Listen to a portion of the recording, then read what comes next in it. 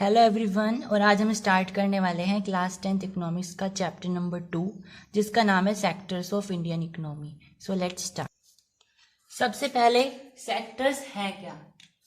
तो हमारी डेवलपमेंट के लिए, हमारी कंट्री की डेवलपमेंट के लिए या हमारी इकोनॉमी की डेवलपमेंट के लिए ऐसे कुछ सेक्टर्स यानी कि ऐसे कुछ खंड होते हैं जहाँ पे हमें काम करना होता है।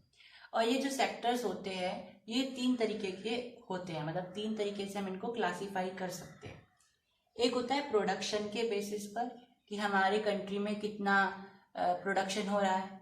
एक होता है वर्क कंडीशन के ऊपर कि काम करने की स्थिति क्या है।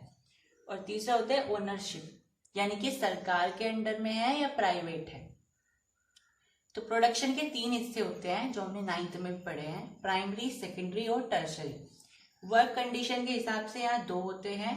पहला होता है ऑर्गेनाइज्ड, दूसरा होता है अनऑर्गेनाइज्ड। ऑर्गेनाइज्ड में क्या होता है, हमें प्रॉपर हॉलीडेज मिलेंगी, प्रॉपर हमें ऑर्गेनाइज्ड काम मिलेगा।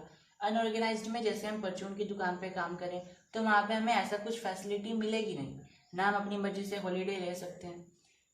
ओनरशिप के बेसिस पर मैंने बताया सरकारी है या प्राइवेट, इसके बेसिस पर बताया जाता है। यदि कोई भी जमीन है या कोई भी काम है, पुल बनवाना है तो वो प्राइवेट थोड़ी ना बनेगा, वो पब्लिक गवर्नमेंट बनाएगी। तो इसके हिसाब से होता है कि कोई जो काम है उसकी ओनरशिप क्या है या कोई जो चीज़ है या जगह है उसकी ओनरशिप क्या है। इसके बेसिस पर भी हम सेक्टर्स को क्लासीफाई करते हैं। अभी हमने लास्ट ईयर भी पढ़ा है प्राइमरी क्या है, सेकेंडरी क्या है, टर्शरी क्या है, लेकिन थोड़ा सा हम रिवाइज करा देते हैं। प्राइमरी में हम सारे के सारे स्टार्टिंग वाले काम करते हैं जिसपे हम किसी चीज को प्रोड्यूस करते हैं। मतलब अगर आप प्रोडक्शन का काम करने वाले हो, या आप जानते हैं प्रोडक्शन के होते हैं 3 क्लासिफिकेशन, तो अगर आप प्रोडक्शन करना चाहते हो तो उसका इनिशियल स्टेज क्या होता है, प्राइमरी होता है। जैसे फार्मिंग होता है, हम क्या करते हैं, अनाज उगाते हैं, तो प्राइमरी सेक्टर के अंदर में आएगा। सेकेंडरी में क्या आता है, उस चीज को सर्विस प्रोवाइड करवाना, सॉरी सर्विस तो इसका आएगा, ये होता है मैन्युफैक्चरिंग। यानी कि अगर आपने वो अनाज लिया है, अब उस अनाज से आपको बिस्किट बनाना है तो वो सेकेंडरी के अंदर में आएगा।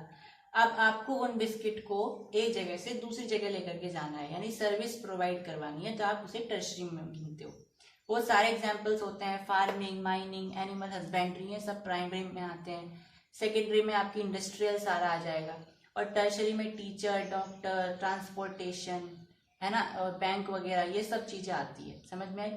तो इनके एग्जाम्पल्स हैं, डेफिनेशन मैंने आपको शॉर्ट में बताया। अब मेन क्वेश्चन क्या आता है आपके पास कि इनकी इंटरडिपेंडेंस क्या है, इनको एक्सप्लेन करिए, उसको एनालाइज करिए। इंटरडिपेंडेंस का मतलब क्या होता है कि ये एक दूसरे पर किस तरीके से निर्भर है। तो जैसा कि हम एक एग्जाम्पल समझ सकते हैं, एक एग्जाम्पल हम ले सकते हैं शुगर का। शुगर समझते हैं, चीनी। अब प्राइमरी सेक्टर में क्या होता है, हम चीनी यानी गन्ना उगाते हैं और गन्ने को फिर हम कहाँ पे ले जाते हैं, किसी मील में ले जाते हैं, है ना। तो गन्ने को उगाना क्या है, प्राइमरी सेक्टर है। और अब हम उसे कहाँ लेकर के जा रहे हैं, सेकेंडरी सेक्टर, यानी मील में लेकर के जा रहे हैं। मील क्या होता है, एक फैक्ट्री होती है, राइट। अब उस मील में उस शुगर केन से चीनी बनाई जाएगी। अब ये क्या है आपका, ये काम क्या होता है, सेकेंडरी का होता है, यानी इंडस्ट्रियल। अब इस चीनी को हमें ग्राहकों को बेचना है। अब ग्राहकों को बेचने के लिए फैक्ट्री वाले तो ले जाने से रहे, उन्हें क्या करना पड़ेगा, ट्रांसपोर्टेशन का सिस्टम लगाना पड़ेगा अलग अलग जगह लेकर के जाने के लिए। तो वो टर्शरी सिस्टम के पास गए, यानी ट्रांसपोर्टेशन की हेल्प ली और फिर अपने कस्टमर को दे दी। तो इस तरीके से तीनों एक दूसरे से कनेक्टेड होते हैं, तीनों एक दूसरे से अलग नहीं होते। अलग इन द सेंस कि एक दूसरे के बिना ये मतलब काम नहीं करते हैं, एक दूसरे से कनेक्टेड होते हैं कहीं ना कहीं। समझ में? चलिए नेक्स्ट इसमें हमारा टॉपिक है, चलिए अब थोड़ा सा जीडीपी के बारे में देखते हैं।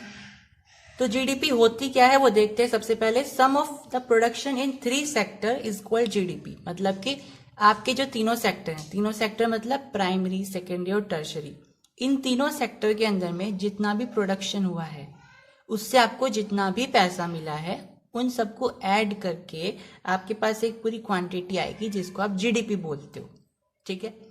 अब जीडीपी में जैसे एग्जांपल लेते हैं, मैंने आटा लिया, आटे को मैंने फिर बिस्किट बनाया, बिस्किट को फिर मैंने पैकेजिंग कराई। तो इसका मतलब ये नहीं है कि अब आटे के जो 50 रुपए थे हम फिर उसको बिस्किट बनाने के 100 रुपए में ऐड करेंगे और फिर पैकेजिंग के 50 रुपए में ऐड करेंगे। ऐसा नहीं होता। जैसे जैसे अगले स्टेज पे जाया जाता है उसकी जो अमाउंट होती है उसमें ऐड होती चली जाती है। जैसे मान लीजिए आटा 50 रुपए का था, अब बिस्किट कितने रुपए के बने, बिस्किट मान लीजिए 20 रुपए और बन गए तो वो 70 रुपए का ऑलरेडी आपको देंगे, और फिर पैकेजिंग के मान लीजिए 30 रुपए लग गए तो वो 100 रुपए का ही आपको देंगे। इसका मतलब ये नहीं कि आप इसमें अलग अलग से ऐड करने लगोगे, ठीक है। वो अपना प्रॉफिट पहले से देखते हुए चलते हैं। तो जीडीपी का मतलब ये नहीं होता कि आप इंडिविजुअली ऐड करते चले जाओ। जो आपका फाइनल में आता है, यानी कि जो आपका पैकेज होकर के बिस्किट आया है, अगर वो 5 रुपए का आ रहा है, इसका मतलब यह है कि उसमें उन्होंने सारी लागत लगाई हुई है, चाहे वो आटे से लेकर के, चाहे चीनी हो, चाहे कुछ भी है। समझ में आई? तो जितना भी प्रोडक्शन हमारा तीनों सेक्टर में होता है उससे जितना भी पैसा जनरेट होता है उसको जीडीपी बोलते हैं। जीडीपी की फुल फॉर्म क्या होती है? Gross domestic product. अब एक इंटरेस्टिंग सी बात है, अगर हमारी कंट्री में प्राइमरी सेक्टर हमारी कंट्री का ही है, मान लीजिए गेहूं हमारी कंट्री नहीं उगाए, ठीक है, और गेहूं के बाद में फिर आटा वगैरह बिस्किट बनाना जो था, पैकेज वगैरह का जो काम था वो दूसरी कंट्री का है। यानी कि हमारा जो काम है वो केवल इतना था कि हमने गेहूं उगाए और गेहूं उगा करके बाहर के देश को बेच दिए।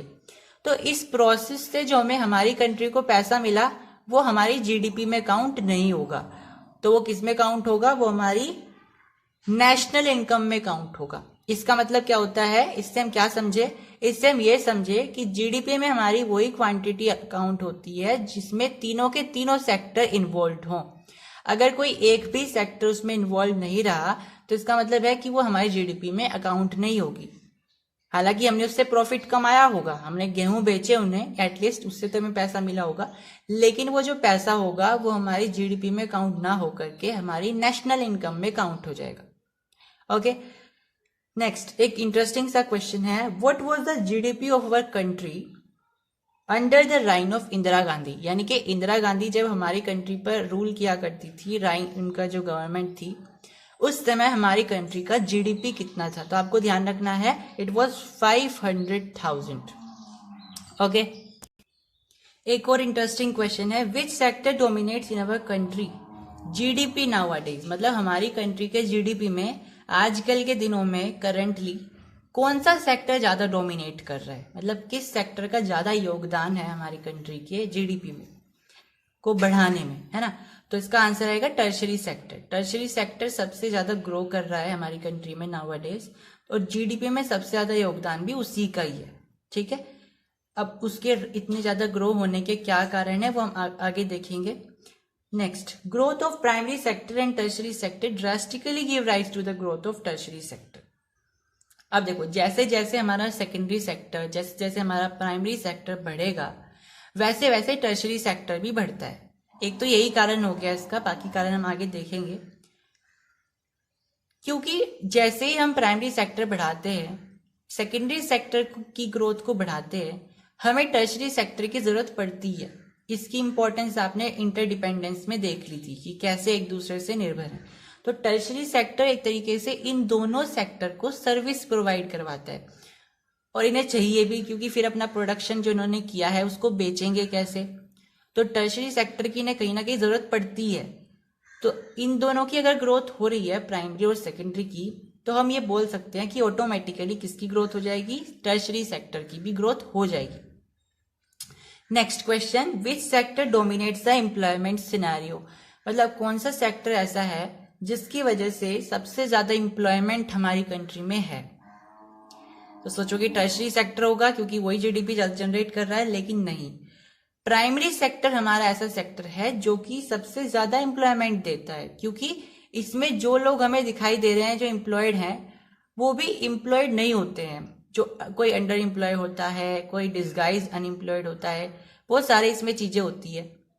तो बहुत सारी जो भीड़ है वो इस सेक्टर में लगी हुई है, लेकिन इससे इतना पैसा जनरेट नहीं हो पाता, क्योंकि बहुत सारे लोग इसमें ऐसे लगे हुए हैं। अगर आपको मान लीजिए एक खेत है जिसके अंदर में हमें प्रोडक्शन अगर करना है, तो उसके लिए 5 बंदों की जरूरत है। 5 बंदे उसमें बीज बोएंगे, इरिगेशन करेंगे, सब चीज करेंगे, लेकिन वहां पे 10 लोग लग रहे हैं। तो वो 5 जो एक्स्ट्रा लोग आए हैं वो तो एक्स्ट्रा हो गए, तो वो कहीं ना कहीं अनडिस्गाइज्ड अनएम्प्लॉयड हो गए। हमें दिखाई दे रहे हैं कि वो काम कर रहे हैं, वो एम्प्लॉयड हैं, लेकिन वो कहीं ना कहीं हमारे यूथ के पोटेंशियल की वेस्टेज है, क्योंकि वो 5 जो लोग हैं वो कहीं और काम कर सकते हैं, कोई और से सेक्टर का या कोई और से फील्ड का काम करके उनका प्रोडक्शन बढ़ा सकते हैं, लेकिन वो वहां पर लगे हुए हैं। क्यों? क्योंकि एम्प्लॉयमेंट इतनी कम मिलती है प्राइमरी सेक्टर में कि जहां पे 5 लोग लगे हुए हैं वहां पे 10-10 लोग लगे हुए हैं, क्योंकि और कहीं उन्हें काम नहीं मिल रहा है। तो प्राइमरी सेक्टर में एम्प्लॉयमेंट बहुत ज्यादा है, लेकिन जीडीपी क्यों जनरेट हो रही है कम? क्योंकि तनख्वाह तो फिर उसके हिसाब से ही मिलेगी, उन्हें कम ही कम मिलेगी, भले ही वो 10 लगो वहां पे या 20 लगो। तो तनख्वाह क्योंकि कम मिलती है इसलिए जीडीपी भी कम होती है जनरेट। ठीक है, next, how to create more employment. अब इतनी एम्प्लॉयमेंट कम है तो ऐसा क्या किया जाए जिससे ये जो एम्प्लॉयमेंट है इसे बढ़ाया जा सके, यानी बेरोजगारी को कम किया जा सके। इनडायरेक्टली हम ये बोल सकते हैं। तो क्वेश्चन कैसे भी आ सकता है, ये भी आ सकता है कि एम्प्लॉयमेंट कैसे बढ़ाएं या अनएम्प्लॉयमेंट कैसे कम करें। ठीक है, तो अब वही देखेंगे हम कि एम्प्लॉयमेंट को कैसे बढ़ाया जाए। तो यहाँ पे कुछ पॉइंट्स लिखे हुए हैं जो कि कुछ तरीके हैं जिनकी मदद से हम एम्प्लॉयमेंट को बढ़ा सकते हैं। तो यहाँ पे मैं लिखा है how to create more, unemployment नहीं आएगा, यहाँ पे एम्प्लॉयमेंट आएगा। ठीक है, how to reduce more and more unemployment आएगा, तब भी यही क्वेश्चंस में पॉइंट आएंगे। ठीक है, तो पहला क्या है, प्रोवाइडिंग इरिगेशन फैसिलिटीज। अगर हम इरिगेशन फैसिलिटीज प्रोवाइड करते हैं तो हो सकता है एम्प्लॉयमेंट बढ़ जाए। ट्रांसपोर्टेशन, स्टोरेज फैसिलिटीज, इन सब में अगर हम इन्वेस्टमेंट करें, सरकार इन्वेस्टमेंट करे तो हो सकता है एम्प्लॉयमेंट बढ़ जाए। Availability of cheap credit loan.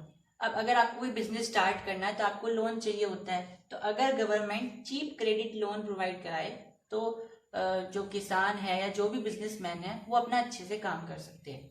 अब इनके बारे में हम नेक्स्ट चैप्टर में पढ़ने वाले हैं, लोन क्या है, क्रेडिट क्या है, चीप क्रेडिट क्या है। ठीक है, तो ये नेक्स्ट चैप्टर में आपका पूरा का पूरा आएगा। Identify, promote and locate small industries. हमें जो छोटी इंडस्ट्रीज होती हैं उनको प्रमोट करना चाहिए, उनको सपोर्ट करना चाहिए, और ज्यादा से ज्यादा दूसरे सेक्टर, नए सेक्टर्स को एम्प्लॉय करना चाहिए, जैसे कि कॉटेज इंडस्ट्री हो गया, टूरिज्म हो गया, स्पोर्ट हो गए, हर्बल हो गया, ये सब। तो आज की वीडियो में इतना ही। Subscribe dear school, next lecture में हम आगे चैप्टर को लेकर के जाएंगे। Subscribe dear school for sure and like the video. Thank you.